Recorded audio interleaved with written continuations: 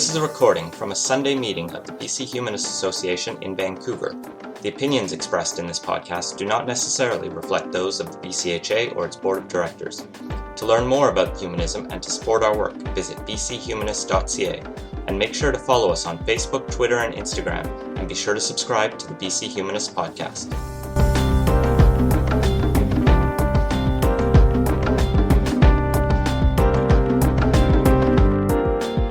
Now it's my pleasure to introduce our speaker. Our speaker today is Stephen Tweedale. He's going to be talking about meta-ethics. I have to explain what that is. Meta-ethics and progressive politics. The strongest reasons that count for or against any policy are always moral reasons.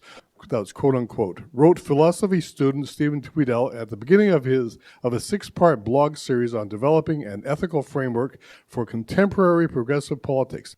In this talk, Stephen will summarize his arguments, covering the ideas of John Rawls, T.M. Scanlon, Elizabeth Anderson, and Martha Nussbaum. Stephen Tweedale is a philosophy student at Simon Fraser University and blogs about politics and philosophy at Popcorn Machine. Please welcome Stephen. Stephen, thank you. Hi, thanks. So if I say meta-ethics, raise your hand if you know what that is.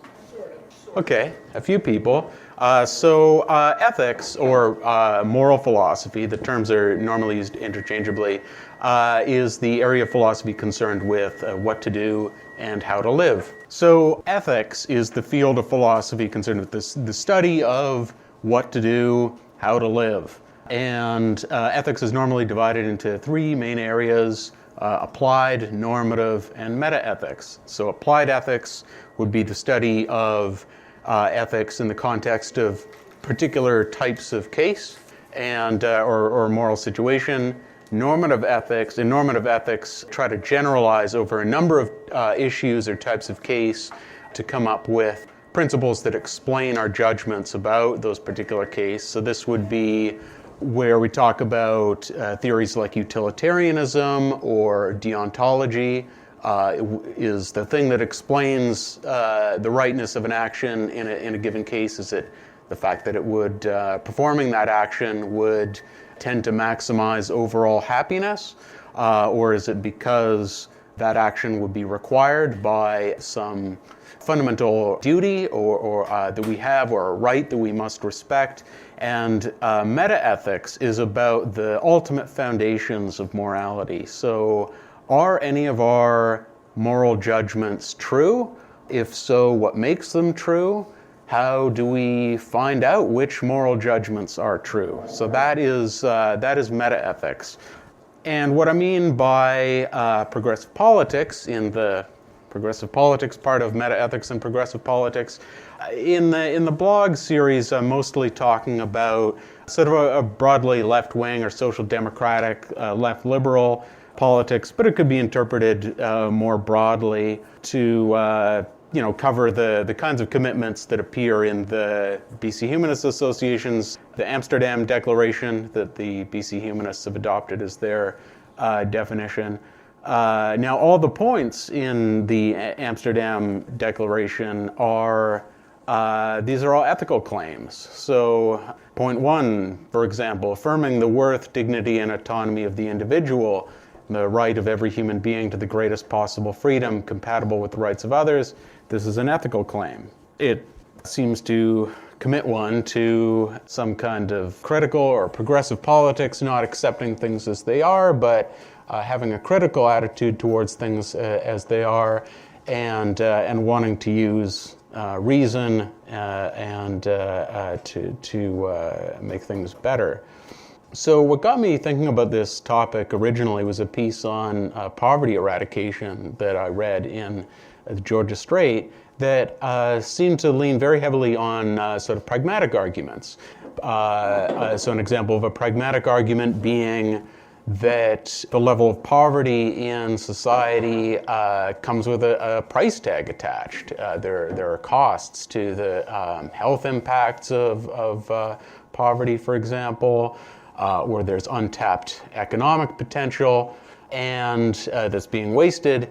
But it seems to me that pretty much by definition, this is leaving out the strongest reasons for dealing with poverty. Those are going to be moral reasons. Moral reasons in ethics are usually understood as reasons that override all pragmatic considerations. They provide framework in which we can pursue our personal aims, pursue our legitimate self-interest, but we have to respect the demands of morality first, not treat it as a luxury to be dealt with later. So, I mean, yes, and you can see why this would be the case. Imagine if moral reasons were consistently treated as a luxury, or the demands of morality were treated as a luxury to be dealt with after the pragmatic reasons for action have run out. So suppose I could advance my career by killing someone. If morality is a luxury, then it seems like I can decide whether to kill someone before I think about whether that would be moral or not. But it seems like if I'm thinking about ways to advance my career, morality should actually take killing people off the table to begin with. I start my deliberations having already ruled out that. It doesn't come up, the fact that it would help me to kill someone, because it's immoral. So why is it fashionable to talk as though morality is a kind of luxury? Focus on pragmatic arguments instead. One of the most important reasons is that people are more comfortable dealing with disagreement about strictly practical issues than disagreement about moral issues. And one reason for this is people learn scientific methods and social scientific methods in school and retain enough of this learning to navigate and participate in disagreements about the evidential basis for various policies. What is the likely effect of policy A, B, or C going to be, and will it achieve our aims? But there's not necessarily instruction about methods of ethics. In some curriculums, they treat moral judgment or the idea of systematic thinking about ethics as a conceptual impossibility. So there was a piece by the philosopher Justin McBrayer where he pointed out that, in the New York Times, pointing out that in the Common Core curriculum, the definition of a fact that's used makes the idea of a moral fact a conceptual impossibility, like a five-sided triangle or a married bachelor. Because according to the definition of a fact is something that could be verified empirically, which is not the definition that normally used in philosophy these days, where a fact is treated as something that is the case, whether or not it can be known. So, nevertheless, a lot of people find it hard to shake the idea that there are some moral facts. Maybe genocide is wrong, or you shouldn't torture babies for fun. Whatever else might be true, it seems hard to shake the idea that those claims are true. Even people who say that morality is a matter of individual taste often find themselves unable to avoid appealing to certain fundamental moral intuitions. So in my blog, I use the example of a column by Shadi Hamid, is a Brookings Institution fellow, and he defends Donald Trump. The column was written, I guess, a year and a half ago. I don't know if he would still be defending Donald Trump, but he says that opponents of Trump have only moral criticisms to give of Trump, and moral criticisms are, he says, by way of purporting to offer a conceptual truth, they're strictly subjective. But Trump was democratically elected, and that's objectively true. So democratic process trumps, so to speak, subjective moral feelings, so Democrats are wrong to criticize Trump. But do you see the problem with that? He's purporting to make an argument unencumbered by delusions of morality, but he's sort of putting on this front of hard-nosed moral skepticism to give cover to an incredibly controversial moral claim, which is that if you are voted into office, you can do whatever you want. So it turns out that he's unable to go about navigating the issues of contemporary American politics without using moral language, without making moral judgments. So, and I think this is generally true, that you can't dispense with moral thought to make political arguments. So it's better that moral claims that a political argument depends on are articulated clearly and openly, that people who are making moral judgments say that that's what they're doing, and that those of us who are on the receiving ends of those arguments are able to evaluate the moral claims that are being made. Still, there might be kind of the feeling, why bother with that if there are no moral facts? It might be that moral claims are indispensable, but all of them are false. Would it be that big a surprise if political life turned out to be full of lies? Maybe not. So it's not enough to show that moral claims are indispensable. It has to be shown that some moral claims could be true. Now, if we find moral claims indispensable, if we find ourselves unable to avoid acting as if there are some true moral claims, then we have at least one good reason to think that some moral claims are true. Some, in this case, meaning at least one. So do we have better reason to think that this is not the case, that there are no true moral judgments? So a very popular reason for thinking that there are no moral facts is the thought that there could only be moral facts if moral facts were handed down by God. And this idea is sometimes called divine command theory, sometimes called theological voluntarism, though theological voluntarism usually extends across other normative domains or other metaphysical domains, and would include the idea that God could make it the case that there are five-sided triangles. So if God doesn't exist, then there are no divine decrees, and therefore there would be no moral facts. So the slogan, "If God is dead, everything is permitted," is sometimes this is turned into an argument for the existence of God, the idea that, and I'll test the batteries by saying, if God is dead, everything is permitted. So there's the so-called moral argument for theism, and it goes like this. Plainly, there are moral facts. There could only be moral facts if God exists, therefore God exists. But it's more common, I think, to see the argument that moral facts could only exist if God exists, and God does not exist, so moral facts does not exist. And this is an example of the slogan, one man's modus ponens is another man's modus tollens. So the problem with this argument, the idea that skepticism about the existence of God calls the possibility of moral truth into question, the problem is divine command theorists don't really have a satisfactory account of how the existence of God could have any bearing on the existence of moral facts. It seems to me that the existence of God is completely irrelevant. It's a metaphysical question, not an ethical question.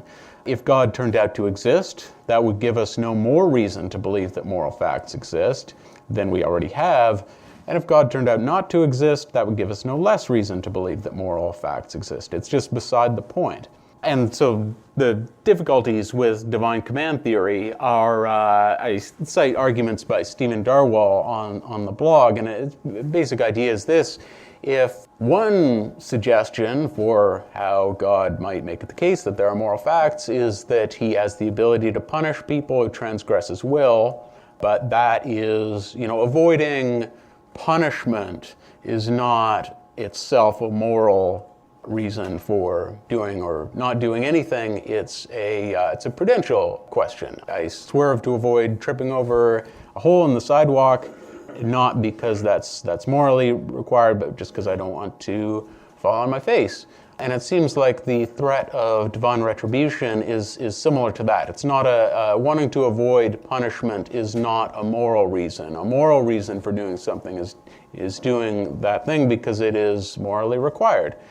Another possibility is that God has authority to issue decrees, and maybe that's why God could make it the case that there are moral facts. And if there's no authority, then if there's no divine authority, then there are no moral facts. But the problem there is that authority is itself a moral concept.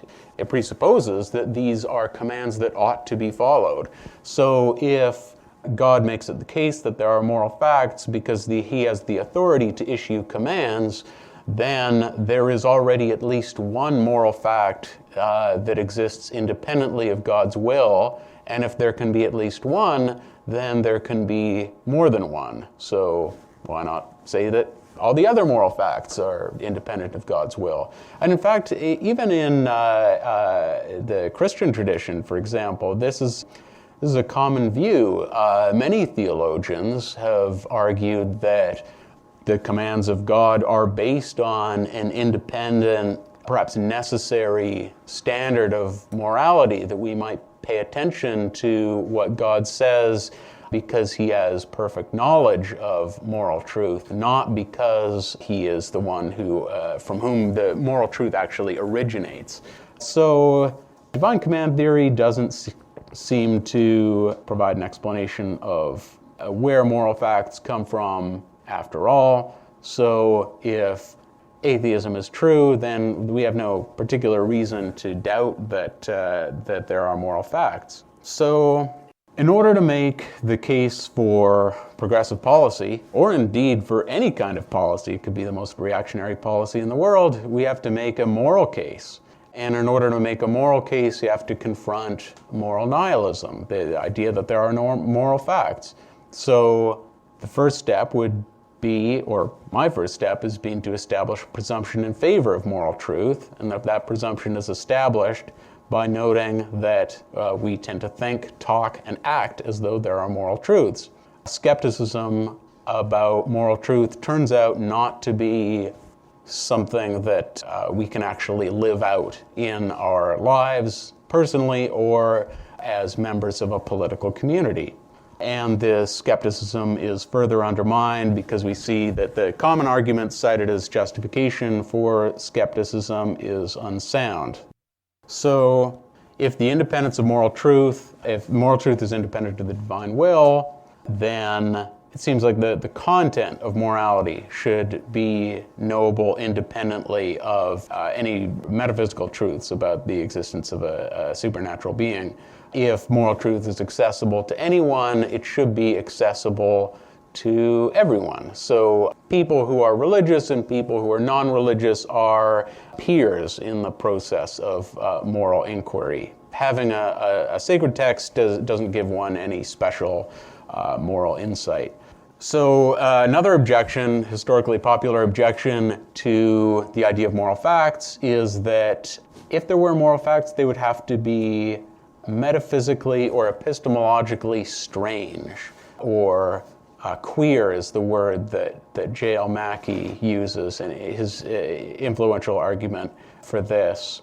And so the worry is basically if divine commands, or if moral facts are not divine commands, what are they? Where do they come from, and how do we know about them? And why do we get them wrong so much of the time? In order to be confident in the possibility of progress, we need to start to be able to answer those questions as well, not just cast doubt on skepticism. So kind of my aim in this blog series is to start to develop a response, maybe a tentative response, but a way that those important questions can be answered. Now, the thing that supposedly makes moral facts objectionably strange to philosophers like J.L. Mackie is that they are normative or action guiding. They tell us what to do. Just knowing about a moral fact gives us a reason to do something or not to do something. This property of moral facts, the fact that they're normative, is what solves the underdetermination problem in public policy. The problem where just having a bunch of evidence about the likely consequences of various policies doesn't actually settle the question of what policy we ought to pursue. So lately, ethicists are coming to treat morality as a special case of the broader phenomenon of normativity. The moral facts are not the only kind of normative facts. Facts about logical inference and mathematics are also give us reasons to act in certain ways, to reach a particular conclusion from a set of premises, or to do it in a particular way. And skeptics about moral truth tend to be realists about logical and mathematical truths. After all, they purport to base their denial of the existence of moral truth on sound logical reasoning. But if there's no problem with normative facts generally, then it's not clear why there would be a problem with moral facts specifically, because Mackey's argument supposes that there is some problem with moral facts specifically, but I don't think he really spells it out.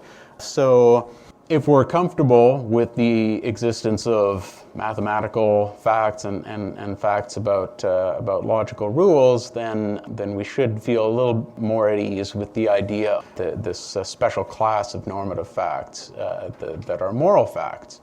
Now, the kinship between normative facts, or the different kinds of normative facts, provides a clue to some of the questions posed earlier, like how could we know about moral facts if there are such facts? And what are they? Where do they come from if not from God?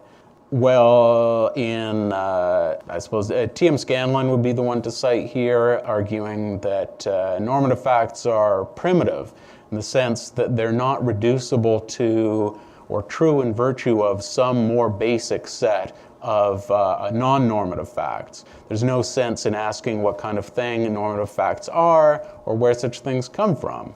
Mathematical facts are founded upon other mathematical facts, and moral facts are founded upon other moral facts.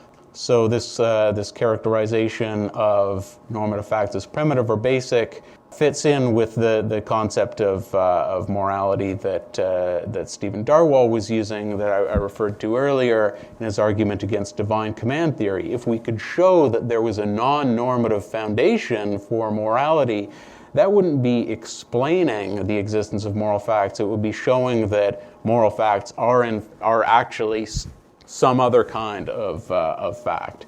So there's also a suggestion here of how we can know what the moral facts are and why we are frequently mistaken in our judgments of what is true. So what are some methods that we can use to apprehend moral facts? One influential suggestion is the so-called method of reflective equilibrium.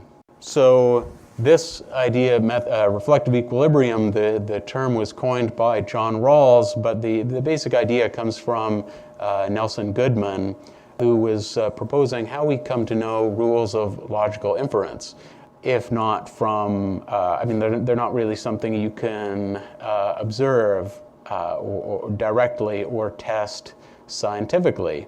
So Goodman proposed that we justify principles of logical inference by trying to derive general principles from our judgments about the strength or validity of particular inferences. And we take these general principles and then apply them to new cases where we don't have, our judgments aren't necessarily settled, and apply them to new cases to see if they generate conclusions that seem to match our judgments in those cases. And sometimes we'll find that the principle generates the same conclusion as we judge in the particular case. And then sometimes a conflict might arise. We might say that the principle predicts that we should find the inference justified, but we actually don't in that case. And so in that case, we should either revise the judgment in the particular case in light of the general principles we'd derived to begin with, or we might change the general principles and test them against another set of cases. And this process goes back and forth until we reach a state where our judgments in every particular case matches the general principles that we're working with. At that point, we're in a state of reflective equilibrium. And the end point there is hypothetical, because there's always new cases. But by engaging in this process and kind of incrementally getting closer to this hypothetical endpoint, we can justify our beliefs about what count as good rules of logical inference. So, yeah, we can make progress. Our belief about what counts as a good inference and why are justified in proportion to the progress we've achieved. So Rawls applies this method to morality, and specifically to the domain of social or distributive justice. And similarly, in this process, we start with moral judgments where we have a high degree of confidence under good conditions for making that kind of judgment. And so when we're refreshed and cool-headed rather than tired and upset, perhaps when we're removed from the situation rather than having an immediate personal stake in it, and we come up with a set of supporting principles that would explain those judgments, and then test those principles against different cases, checking whether they yield judgments that we're prepared to endorse on reflection, and then revising either the principles or the judgments as appropriate. And through this process, we should be able to reach a stable conception of what justice requires that is still open to revision, but which seems to hold up across a wide range of cases. So Rawls draws an analogy between this and he describes it as in engaging in this kind of theorizing or this pursuit of reflective equilibrium, we're describing our moral capacity. And he appeals to this idea of something like a universal grammar. He references Chomsky's idea of a universal grammar, which I gather at that time was, this would have been the late 60s, was very in vogue. So through this process, we might end up with a fully developed conception of justice, which is very surprising considering where we began. And in Rawls's case, it was surprising in some respects. He ended up endorsing a set of basic liberties as required by justice and a requirement of fair equality of opportunity. And but then he also arrived at an extremely egalitarian principle for the distribution of income and wealth, which proved to be very controversial, but which I find kind of plausible. So knowledge is a common definition used in philosophy is justified true belief. So if we're justified in believing that principles and judgments we hold in reflective equilibrium are true, and those principles are true, then it's fair to say that the method of reflective equilibrium is a method for acquiring moral knowledge. And note that religious belief plays no role in this method, so it should be appealing from a secular perspective, but it should also be appealing to a lot of people who do hold religious beliefs. A lot of religious ethicists claim that there is kind of moral sense that people have.